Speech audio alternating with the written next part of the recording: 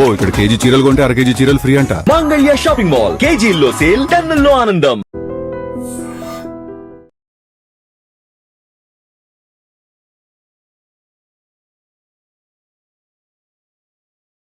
మాలధారణ ఎందుకు చేయాలి? ఇదొక మంచి ప్రశ్న అండి. ఆరోగ్యం కావాలి అని అంటే అది ఏదో ఒక దీక్ష తీసుకోవాలి. మాలధారణ అంటే ఒక అది అయ్యప్ప దీక్ష కానీ, లేదా శివ దీక్ష కానీ, అమ్మవారి దీక్ష కానీ, ఈ యొక్క దీక్షలో ఆరోగ్య సూత్రం కూడా ఉంది. కాబట్టి ఇరుపుటుల చన్నీటి స్నానం, ఏకభుక్తం, భూశయనం, బ్రహ్మచర్యం ఉండడం వల్ల భక్తి ఒక భాగంలో ఉన్నా కూడా ఆరోగ్యం, శరీరం అనేది క్లెన్స్ అవ్వబడుతుంది. కాబట్టి ఇది అద్భుతమైనటువంటి ఒక క్రియ ఆరోగ్యానికి సంబంధించి.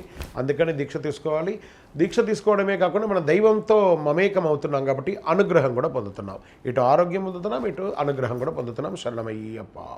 ఇది అయ్యప్ప స్వామి వారికి ఈ కాళ్ళకు అడ్డంగా బంధం, ఒక పట్టుబంధం వేసి ఉంటారు కదా, అది ఎందుకు వేశారు, ఎవరు వేశారు, ఎందుకు అయ్యప్పకు మాత్రమే ఉంది, మిగతా దేవుళ్ళకి లేదు అంటే, ఈయన శ్రీచక్ర యోగపీఠం మీద ప్రపంచానికి అనుగ్రహం ఇవ్వడానికి శబరిమలలో పీఠంలో కూర్చొని ఉన్నారు. ఆయన తన యొక్క శరీరంలో ఉన్నటువంటి ఆభరణాలన్నింటినీ పందల రాజా గారికి ఇచ్చేసి, మకర సంక్రాంతి రోజు నాకు దీన్ని వేసి అలంకారం చేయండి, నేను పందల రాజాగా అందరికీ నేను అనుగ్రహం ఇస్తాను అని చెప్పగానే పందల రాజా వారు 18 ఎక్కి పైకి వస్తున్నారు.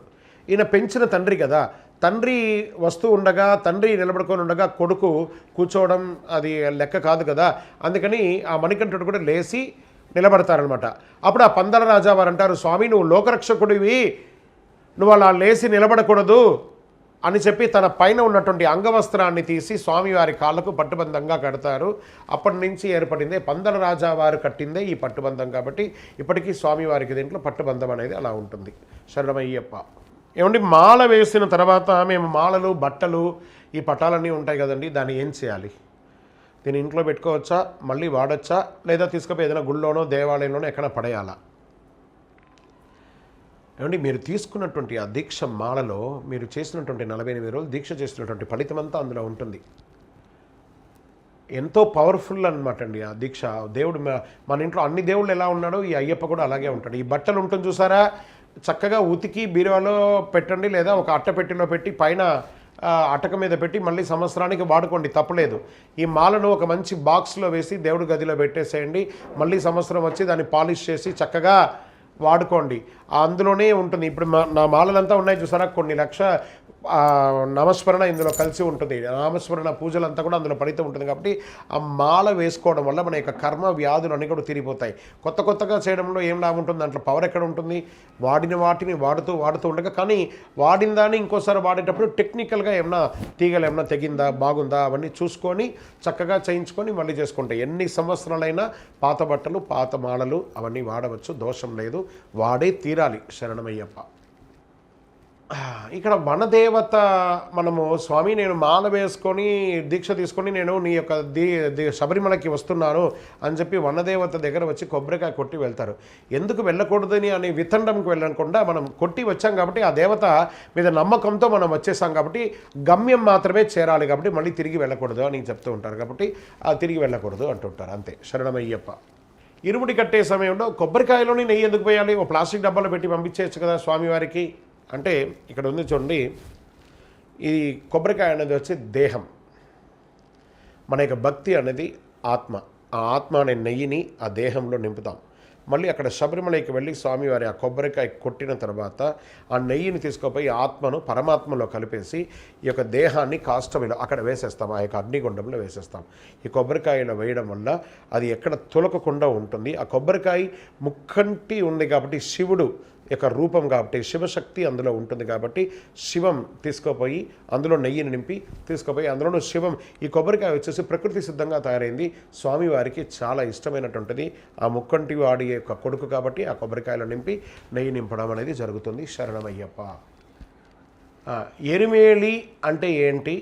ఆ ఎరిమేలిలో పేటై తుల్లుతారు ఎందుకు? ఎరిమేలి అనేది ప్రదేశం కాదండి, అది ఎరుమై కొళ్ళి అంటే మగిషి అనే ఒక రాక్షసిని అని, దాన్ని మలయాళ భాషలో ఎరుమై అంటారు. ఎరుమై కొళ్ళి అంటే చంపిన స్థలం అని అంటారు. ఎరుమై కొళ్ళి, ఆ యొక్క ఎరిమేలిలో మగిషిని సంహరిస్తారు. ఈ సంహరించినటువంటి వేటకు వెళ్ళేటప్పుడు స్వామివారి యొక్క దేవగణాలుగా భూతగణాలుగా అందరూ కాటాల వేషధారియే, అంటే ఒక అడవి మనుషుల్లాగా ఈ ట్రైబల్స్ అంతా డ్రెస్ వేసుకుంటారు చూడండి, అలా కాటాల వేషధారిగా మేము కూడా స్వామి మీ యొక్క సైనికులము అంటే స్వామి వారికి ఆ ట్రైబల్స్ అందరూ పూర్వకాలం నుంచి పూజలు చేసేవారట. అంత అద్భుతమైనటువంటి యొక్క అడవి ప్రాంతంలో జీవిస్తున్నటువంటి ట్రైబల్స్ స్వామివారికి వంశపారంపర్యంగా పూజలు చేసిన వాళ్ళు చాలామంది మహాభక్తులు ఉన్నారు.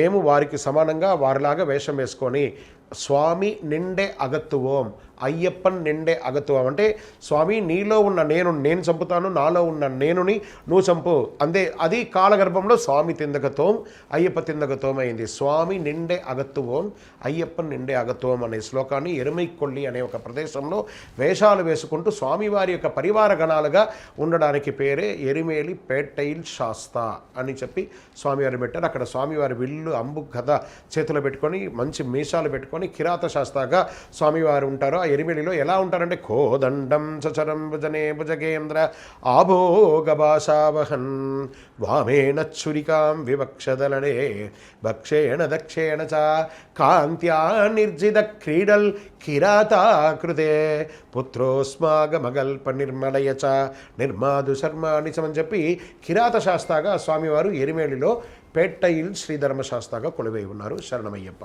శబరిమలలో ఉన్నటువంటి ధ్వజస్తంభం విశిష్టత ఏమిటి, స్వామివారికి గుర్రం ఎందుకు ఉన్నాయి అని అంటే, ప్రతి దేవాలయానికి ధ్వజస్తంభం అనేది ఒక అలంకారం, తర్వాత క్షేత్రపాలకుడిగా అక్కడ ఉండి రక్షిస్తున్నటువంటి వారు ఆ దేవాలయానికి ఉన్నటువంటి వాహనాలని అందులో పెడతారు. ఈ యొక్క స్వామివారికి ఎలా ఉంటుందంటే, స్వామివారి యొక్క వాహనం గుర్రం కాబట్టి వాజీ వాహనం. ఆ వాజివాహన గుర్రం అనేది స్వామివారు తెల్లటి అశ్వంలో స్వామివారు విశ్వమంతా ప్రదక్షిణం చేస్తారట హరివరాసనం అయ్యాక. వాజివాహనం అంటారు కదా మన హరివరాసనంలో, అలా వాజివాహనం స్వామివారి యొక్క వాహనం గుర్రం, తెల్లటి గుర్రం ఎత్తి మన యొక్క భక్తిని కొలుస్తూ ఉంటారట ఆ యొక్క వాహనం. అప్పుడు స్వామివారి వివాహారం వెళ్ళేటప్పుడు స్వామి ఆ కన్యస్వామి వచ్చారు, వారికి ఈ కోరిక ఉంది, ఈ గురుస్వామి వచ్చారు, వారికి ఈ కోరిక ఉంది, వీరికి ఈ కోరిక ఉంది అని చెప్పి ఆ యొక్క వాహనం అయ్యప్ప స్వామి వారికి మొరబెట్టుకుంటారట. ఆ స్వామివారు అందరూ బాగుండాలని సర్వేజన సుఖినో భవంతుని ఆశీర్వదిస్తూ మళ్ళీ తన యొక్క యోగపీఠంలో పోయి కూర్చుంటారట. శరణమయ్యప్ప. శబరిమలైకి వెళ్ళడానికి ఏమైనా సమయం ఉందా, ఒక పర్టికులర్ సమయంలోనే వెళ్ళాలా, లేదా ఎప్పుడు పడితే అప్పుడు వెళ్ళవచ్చా అంటే, స్వామివారు శ్రీచక్ర యోగపీఠం మీద శివధ్యాన నిరతాయ నమః ఆ ధ్యానం చేసుకుంటూ కూర్చొని ఉన్నారు. ఆ స్వామివారి యొక్క శరీరం పృష్ఠభాగంలో ఆ హీట్ ఎక్కిపోతుంది. కూర్చున్న చోట మనమే కూర్చొని లేసామంటే శరీరం కింద వేడి ఉంటుంది కదా, అలాంటి వేడిని తొలగించడానికే పరశురాముల వారు స్వామివారికి ఆజ్యాభిషేకం చేయమన్నారు. నెలకు ఒక 5 రోజులు మాత్రమే చేయండి, స్వామి అక్కడ యోగ నిద్రలో ఉన్నారు అని చెప్పి అన్నారు. అది కాలగర్భంలో ఇప్పుడు భక్తులు పెరగడంతో ఎప్పుడు పడితే అప్పుడు వస్తారు, కానీ అప్పట్లో ప్రతి నెల మాసం మొదటి రోజు నుంచి 5వ రోజు వరకు గుడి తెరిచి పూజ చేసేవారు. తర్వాత కార్తీక మాసంలో చేశారు. ఇప్పుడు చాలా సమయాల్లో కూడా ఎక్కువ శాతం కూడా తెరుస్తూ ఉన్నారు. ఇప్పటికీ ఆ ఆనవాయితీ అలాగే కంటిన్యూ అవుతుంది. స్వామివారికి ప్రత్యేకంగా వెళ్ళే సమయం అంటే కార్తీక మాసం మొదటి రోజు మాల వేసుకోవాలి, మార్గశిరం అంతా దీక్ష ఉండాలి, మకర సంక్రాంతికి శబరిమలకి వెళ్ళాలన్నారు. ఇప్పుడు వసతులు మార్చుకొని ఇప్పుడు మనం వెళ్ళే యాత్ర, ఇంతకుముందు అడిగి మీ ప్రశ్నలోనే సమాధానం ఉంది, ఎప్పుడు పడితే అప్పుడు వెళ్ళొచ్చా, ఇప్పుడే వెళ్ళాలంటే ఇప్పుడంతా మనం డిపెండింగ్స్ ట్రైన్ టికెట్ ఉందా, ఫ్లైట్ టికెట్ ఉందా, శబరి యాత్ర చేద్దాం. శబరి యాత్ర చేయాలని కాదు, టికెట్స్ కోసం యాత్ర చేస్తున్నాం ఎక్కువ శాతం. శరణమయ్యప్ప. ఇరుముడిలో ఎన్ని కొబ్బరికాయలు వాడతారు, ఆ ఒక కొబ్బరికాయలు నెయ్యి ఎందుకు వేస్తారు, ఒక కొబ్బరికాయను వదులుతారు, మిగతా కొబ్బరికాయలని ఏం చేయాలి? స్వామివారికి ఇరుముడిలో 5 కొబ్బరికాయలు వేస్తారండి. ఆ మొదటి కొబ్బరికాయ పంబా నదిలో ఇప్పి కన్నిమూల గణపతికి ఒకటి కొడతాం, మళ్ళీ అక్కడే 2 విడదీసేస్తాం. విడదీసిన తర్వాత ఒకటి శబరిపీఠం దగ్గరను, ఇంకొకటి 18వ పడి ముందర కొట్టి పైకి వెళ్తాం. ఆ స్వామివారి నెయ్యి అభిషేకం అయ్యి ఆ యొక్క నెయ్యిని తీసుకొచ్చి అక్కడ వదిలేస్తాం. ఆ 4వ కాయ ఉంది చూసారా, ఆ 4వ కాయని అమ్మవారి దగ్గర దొల్లిస్తాం. ఎందుకంటే అమ్మవారు శివ ఐక్యం, ఆ 3 కళ్ళు ఉంటుంది కదా, అలా దొల్లించడం వల్ల అమ్మవారి ముంగిట ఆ శివుణ్ణి పగలగొట్టకూడదు కాబట్టి అలా దొల్లి వదిలేసడమే. అంటే మనలో వ్యాధులన్నీ కూడా ఇలా దొల్లిస్తూ ఉండగా, మనకే పురత్తమ్మ మంజులోగా మాతావే శరణప దొల్లిస్తూ ఉండగా మన కర్మ వ్యాధులు ఇలా వంగి శరీరం అంతా వంగి భూమిని మాత్రం చూస్తూ దొల్లించి ఆ ఈశాన్య భాగంలో వదిలేస్తాం. శివ ఐక్యం అయిపోతుంది, ఆ శక్తిలో శివం ఐక్యం అయిపోతుందని అలా కొబ్బరికాయను అక్కడ వదిలేయడం మాత్రమే. ఎందుకంటే అక్కడ స్థలవృక్షం ఉంది, ఆ స్థలవృక్షంలోనే ఆ యక్షి ఉంది, ఆ స్వామివారి యొక్క శివుడు యొక్క రూపాన్ని అందులో ఐక్యం చేయడానికి ఆ వృక్షం దగ్గర వదిలేస్తారు. శరణమయ్యప్ప. ఏమండి, ఇరుముడి మన అయ్యప్ప పూజ జరుగుతూ ఉండగా షర్ట్స్ అంతా ఇప్పేయమంటారు, ఎందుకు అండి? ఏం షర్ట్ ఇప్పకపోతే తప్ప? లేదా ఇప్పితే ఏమైనా కరెక్టా? శాస్త్రంలో ఎక్కడైనా చెప్పబడిందా అంటే ఈ షర్ట్ ఇప్పడం గురించి ఎక్కడ శాస్త్రంలో చెప్పబడలేదండి. ఉత్తరాదిలోకి వెళ్ళాలంటే విపరీతం చలి ఉంటుంది, వాళ్ళు స్వెటర్ వేసుకొని కూడా పూజ చేస్తారు, మఫ్లర్ వేసుకొని చేస్తుంటారు, సాక్స్లు వేసుకొని గ్లౌజులు వేసుకొని కూడా చేస్తున్నారు. మరి అక్కడ దేవుడు పూజలు అందుకుంటాడు, ఇక్కడ అందుకోడా? అలా కాదట, ఒక సంప్రదాయం. ఈ దుస్తుల్లో చూడండి, మనం అందరం కూడాను సివిల్గా ఉంటే ఒకళ్ళు పట్టు వస్త్రం వేసుకుంటారు, ఒక ఖాదీ వస్త్రం వేసుకుంటారు, ఒకళ్ళు చిరిగిపోయిన వస్త్రం వేసుకుంటారు. అలా కాకుండా ఈ మాల వేసుకున్న వాళ్ళందరూ సమానం అని చెప్పి ఆ షర్ట్ నిప్పి ఒక మాల ఆ భోజనం చేసేటప్పుడు ఆ 3 సార్లు నీళ్లు తిప్పి మనం దీక్షలో ఉన్న స్వామివారికి నైవేద్యం చూపించాలి. కాబట్టి ఆ మాలకు నైవేద్యం చూపించాలి, మాలకు హారతి చూపించాలనే దానికోసం షర్ట్ నిప్పి తన నడుములో చుట్టుకొని దానిపైన టవల్ కట్టుకొని శ్రద్ధాభక్తులతో కింద కూర్చొని భిక్ష చేయాలని చెప్పారు. కాబట్టి దేవాలయానికి వెళ్ళినా భిక్ష కూర్చున్నా షర్ట్ ఇప్పి పోవాలి అనేది, ఎందుకంటే అక్కడ హారతి ఇస్తారు, పూజలు అవుతుంటుంది. మన మాలలో ఉన్న అయ్యప్పకు కూడా ఆ హారతులు చూపించాలనే ఉద్దేశంతో ఈ షర్ట్ ఇప్పడం అన్నారు. కానీ అందుకని బరితగించి షర్ట్లంతా ఇప్పేసి ఊర్లతో తిరగమని చెప్పి బలాదులు చెప్పలేదు. మనం వృత్తి వ్యాపారాలకు వెళ్ళినప్పుడు షర్ట్లు వేసుకోవాలి. శరణమయ్యప్ప. శబరిమలైకి వెళ్ళాలంటే కాళీనడక ద్వారా ఎన్ని దారులు ఉన్నాయి, ఎలా వెళ్ళాలి, ఇలాగే వెళ్ళాలని ఏమైనా ప్రమాణం ఉందా, శాస్త్రంలో ఏమైనా ఎవిడెన్స్ ఉందా అని అంటే ఉందండి. సాక్షాత్ శబరిమల శ్రీ ధర్మశాస్త్ర అయ్యప్ప స్వామి వారే ఎరిమేలి నుండి వనయాత్రను స్టార్ట్ చేసి మగిషి అనే రాక్షసిని సంహరించి పేరూరుతోడు, కాళికట్టి ఆశ్రమం, ఇంచిపారకోట, అழுதா నది, అழுதா ஏற்றம், கல் இடும் குன்று, இஞ்சிப்பாரக்கோட்டா, கரிமலை ஏற்றம், கரியலாந்தோடு, கரிமலை இறக்கம், பெரியான வட்டம், சிறியான வட்டம், பம்பா, అప్పాచిమేడు, ఇప్పాచిమేడు, నీలిమల ఏట్రం, శబరిపీఠం, శరణ్ కుత్తి సన్నిధానం అని ఒక రూట్ అనేది ఉందన్నమాట. ఇలాగే నడవాలి అని. అది కాలగర్భంలో మళ్ళీ ఈ పంబ నుంచి కూడా నడిచే వాళ్ళు స్టార్ట్ అయింది. కానీ వనయాత్ర అంటే అప్పట్లో ఎరిమేల నుంచే. ఇప్పుడు మా తండ్రి గారంతా వారికి చిన్న వయసులోనే వారికి అన్నప్రాశనం అయింది 1946 ఆ ప్రాంతంలో. ఎరిమేల నుంచే వెళ్ళేవారు. అప్పుడంతా ఇక్కడంతా ఈ చిన్న రూట్స్ అంతా లేదు, అప్పట్లో ఆ రూట్లోనే వెళ్ళేవారు, అలాగే వచ్చేవాళ్ళు. అందుకే ఆ ఎరిమేలిలా వాళ్ళ చేతిలో కర్రలు పెట్టుకొని టపాకులు కాల్చుకుంటూ శబ్దం చేసుకుంటూ ఆ వన్యమృగాలను చేసుకుంటూ పెద్దవాళ్ళు నడిచేవాళ్ళు.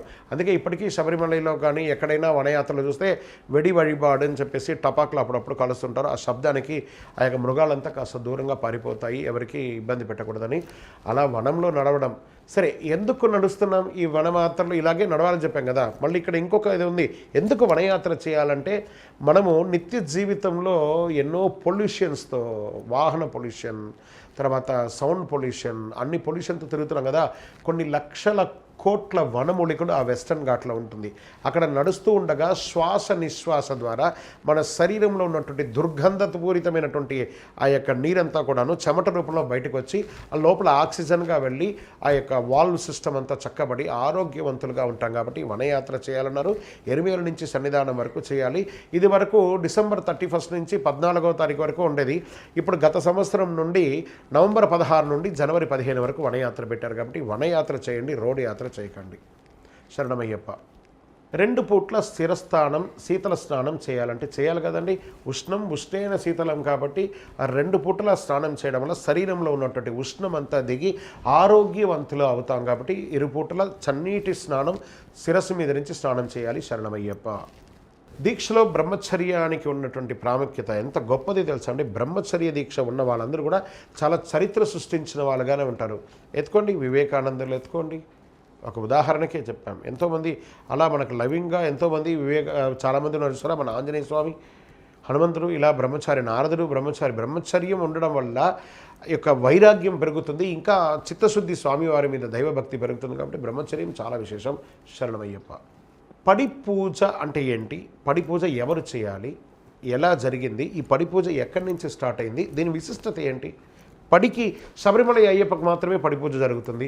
మరి పడి పూజ అంటే ఏంటి అని అంటే, పడి పూజ ఏమండి, మనం దీక్ష తీసుకొని వస్తుండగా స్వామివారు శబరిమలలో పైన కూర్చోవాలనుకున్నప్పుడు ఎత్తైన పీఠంలో ఉండగా, ఇది వరకు వీడియోలో చెప్పున్నాం మనము, శబరిమలై మాత్రం ఎత్తైన పీఠంలోనూ అచ్చన్కోవిల్, ఆరింగావు, కుళత్తుపడి, ఎరిమేలి ఇవన్నీ కూడా కింద ఉంటే స్వామివారు ఆలోచిస్తూ ఉండగా దేవతలు ఒకరిపై ఒకరు మెట్ల వలె పరుండి, స్వామి లోకనాయక మీ యొక్క చిట్టి చిన్నారి పాదాన్ని మోపి మా పైన అధిష్ఠించి మీ యొక్క శ్రీచక్ర యోగపీఠాన్ని అధిష్ఠించని అన్నారు. ఎక్కేశారు. స్వామివారి దగ్గర ఈ దేవతలంతా కూడా వరం పొందుతారు. ఈ దీక్షలో ఉన్నవాళ్ళు 41 రోజుల దీక్ష ఉన్న వాళ్ళు మాత్రమే రావాలి, లేకపోతే వాళ్ళు శిక్షార్హులు అని చెప్పి పడి దేవతలు వరం పొంది ఉంటారు. కాబట్టి పొరపాటుగా కొన్ని జరిగి టెక్నికల్గా లేకపోతే వాలంటీర్స్గా లేకపోతే ఉద్యోగస్తులు వారు వీరు ఎక్కి ఏదైనా తప్పులు జరిగితే దాని దోష పరిహారార్థం ఆ పడి అంటే మెట్లు, ఆ మెట్లకు అలంకారం చేసి ఒక్కొక్కటి అందులో అధిష్టాన దేవతలు రహస్య దేవతలు ఉంటారు, అది పడి పూజ అనేది చేయాలి. మరి మన ఇళ్లలో జరిగేది ఏంటంటే స్వామివారి యొక్క అభిషేక పూజ, దాన్ని శాస్తా ప్రీతి అంటారు, దాన్ని పడి పూజ అనరు. దాని పడి పూజ అంటే పడికి చేసేది పడి పూజ. మనం పడికి మరి కర్పూరం పడికి మనము నిత్యం స్వామివారికి పూజ చేసి పడి ముట్టిస్తున్నాం, పడి అలంకారం చేసి పడి వడ్డాందిరి పడి శరణమునయ్యప్ప 1వ మెట్టు 2వ మెట్టు పాట పాడి పడి ముట్టిస్తున్నాం, పడి పూజ చేయట్లేదు. మనం స్వామివారికి పూజ చేస్తున్నాం, పడికి దీపం ముట్టిస్తున్నాం. దేవాలయంలో జరిగేది ఆ పడికి పూజ చేస్తున్నాము. అదే పడి పూజకును ఇళ్లలో ఉన్న పూజకును ఉన్నటువంటి వ్యత్యాసము. శరణమయ్యప్ప. శబరిమలైకి మేము వెళ్ళొచ్చామండి. వెళ్ళొచ్చిన తర్వాత మేము మండల కాలం పీఠం పెట్టుకున్నాం కదా, దాన్ని కదపాలంటే ఏం చేయాలి, దానికి ఏమైనా ఒక ప్రత్యేక నియమావళి ఉంటుందా అంటే ఉంటుందండి. శబరిమలకి వెళ్ళి వచ్చిన తర్వాత మీరు వచ్చేంత వరకు అక్కడ దీపం వెలుగుతుంటుంది కదా, ఆ దీపం వెలిగిన తర్వాత అదే స్వతహాగా కొండెక్కేంత వరకు ఆ పీఠం అలాగే ఉంచాలి. ఉంచిన తర్వాత అప్పటి వరకు గడ్డం మీసాలంతా తీయకూడదు, మీరు దీక్ష విరమణ చేసేసేయాలి. దీపం కొండెక్కిన తర్వాత యథాస్థానం చెప్పిన తర్వాత కొబ్బరికాయ కొట్టి హారతి ఇచ్చేసి యథాస్థానం చేసి ఆ ఫోటోని చక్కగా తుడిచి అందులో పెట్టేయాలి. మీరు ఆ పీఠంలో ఉన్నటువంటి బియ్యం అందంగా మంచిగా ఉండిందంటే వంట చేసుకొని తినండి, లేదా బాగాలేదా దాన్ని కొంచెం బాగా కడిగి ఆరబెట్టేసి పసుపు నూనె వేసేసి అక్షింతల కింద వాడేసి పూజలో అక్షింతల కింద వాడండి, లేదా ఈ పిచ్చుకలకి వాటికి వీటికి వేయండి. ఇలా చేయండి. ఈ టవల్ అవన్నీ కూడా ఉతికి చక్కగా పక్కన పెట్టేసి చాలా జాగ్రత్తగా ఉండి దాని తర్వాతనే మీ యొక్క ఇవన్నీ షేవింగ్ కానీ గడ్డం కానీ చేయడము ఇవన్నీ చేయాలి. అప్పటి వరకు బ్రహ్మచర్యం ఉండాలి. ఆ పీఠం కదిపేంత వరకు కూడాను మీరు దీక్షలు ఎలా ఉన్నారో అలాగే బ్రహ్మచర్యం ఉండాలి. శరణమయ్యప్ప. బ్రాహ్మ్య ముహూర్తంలో ఏ పూజ చేసినా ఏ విధమైనటువంటి మంత్రాలు చెప్పినా 1,00,000 కోట్ల ఫలితం వస్తుందంటారు. అందుకే దేవతలందరూ కూడా సూర్యోదయ పూర్వం అంటే 3 గంటల నుంచి 5:30 లోపు దీన్ని బ్రాహ్మ్య ముహూర్తం అంటారు. ఈ సమయంలో లేచి చన్నీటి స్నానం చేసి అనుష్ఠానం వదిలి అర్ఘ్యప్రద్యాలన్నీ వదిలి జపతపాదులన్నీ చేసుకుంటుంటారు. అందుకే బ్రాహ్మ్య ముహూర్తంలో పూజ చేయాలంటారు. చాలా విశేషం. మీరు ఒకసారి చెప్తే 1,00,000 సార్లు చేసినంత ఫలితాన్ని కల్పిస్తుంది బ్రాహ్మ్య ముహూర్తంలో. శరణమయ్యప్ప.